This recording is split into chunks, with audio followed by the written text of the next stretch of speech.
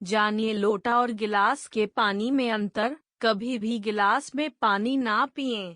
फर्क सीधा सा ये है कि आपको तो सबको पता ही है कि पानी को जहाँ धारण किया जाए उसमें वैसे ही गुण उसमें आते हैं। पानी के अपने कोई गुण नहीं हैं।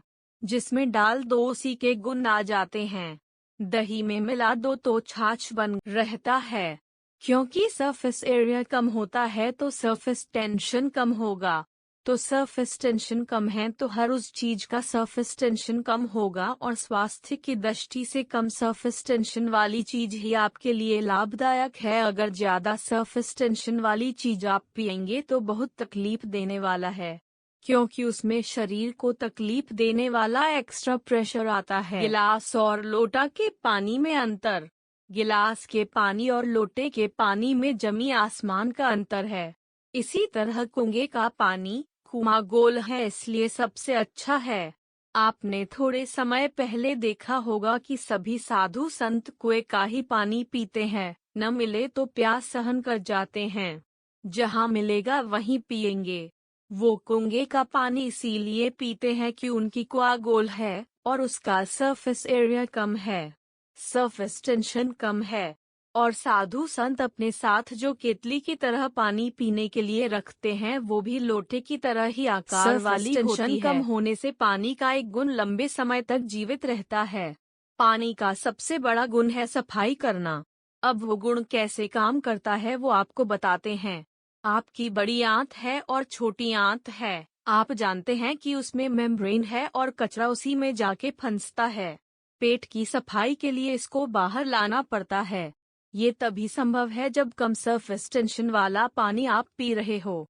अगर ज्यादा सरफेस टेंशन वाला पानी है तो ये कचरा बाहर नहीं आएगा, मेम्ब्रेन में ही फंसा रह जाता है। आप एक एक्सपेरिमेंट कीजिए। थोड़ा सा दूध ले और उसे चेहरे पे लगाइए। 5 मिनट बाद रुई से पोंछिए तो वो रुई काली हो जाएगी। स्किन के अंदर का कचरा और गंदगी बाहर आ जाएगी। इसे दूध बाहर लेकर आया। अब आप पूछेंगे कि दूध कैसे बाहर लाया, तो आपको बता दें कि दूध का सरफेस टेंशन सभी वस्तुओं से कम है। तो जैसे ही दूध चेहरे पर लगाया, दूध ने चेहरे के सरफेस टेंशन को कम कर दिया। क्योंकि जब किसी वस्तु को दूसरी वस्तु के संपर्क में लाते हैं तो वो दूसरी वस्तु के गुण ले लेता है। इस एक्सपेरिमेंट में दूध ने स्किन का सरफेस टेंशन कम किया और त्वचा थोड़ी सी खुल गई। और त्वचा खुली तो अंदर का कचरा बाहर निकल गया। यही क्रिया लोटे का पानी पेट में करता है। आपने पेट में पानी डाला तो बड़ी आंत और छोटी आंत का सरफेस टेंशन कम हुआ और वो खुल गई, और खुली तो सारा कचरा उसमें से बाहर आ गया, जिससे आपकी आंत बिल्कुल साफ हो गई। अब इसके विपरीत अगर आप गिलास का हाई सरफेस टेंशन का पानी पिएंगे तो आंतें सिकुड़ेंगी कि उनकी तनाव बढ़ेगा।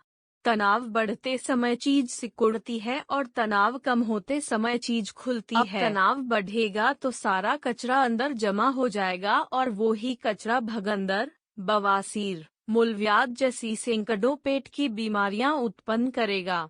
इसलिए कम सरफेस टेंशन वाला ही पानी पीना चाहिए। इसलिए लोटे का पानी पीना सबसे अच्छा माना जाता है। गोल कुएं का पानी है तो बहुत अच्छा है। गोल तालाब का पानी, पोखर अगर खोल हो तो उसका पानी बहुत अच्छा। नदियों के पानी से कुएं का पानी अधिक अच्छा होता है।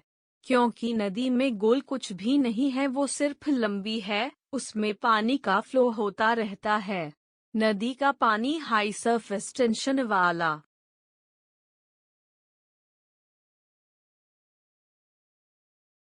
होता है और नदी से भी ज्यादा खराब पानी समुद्र का होता है। उसका सरफेस टेंशन सबसे अधिक होता है। अगर प्रकृति में देखेंगे तो बारिश का पानी गोल होकर धरती पर आता है। मतलब सभी बूंदे गोल होती है क्योंकि उसका सरफेस टेंशन बहुत कम होता है।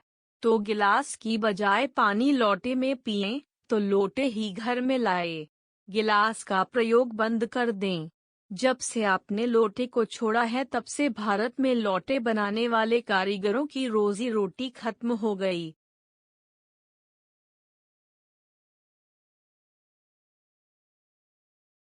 गांव-गांव में कसेरे कम हो गए। वो पीतल और कांसे के लोटे बनाते थे। सब इस गिलास के चक्कर में भूखे मर गए। तो इस बात को मानिए और लोटे वापस लाइए। अगर आपको मेरा वीडियो अच्छा लगे तो लाइक एंड सब्सक्राइब करें। धन्यवाद।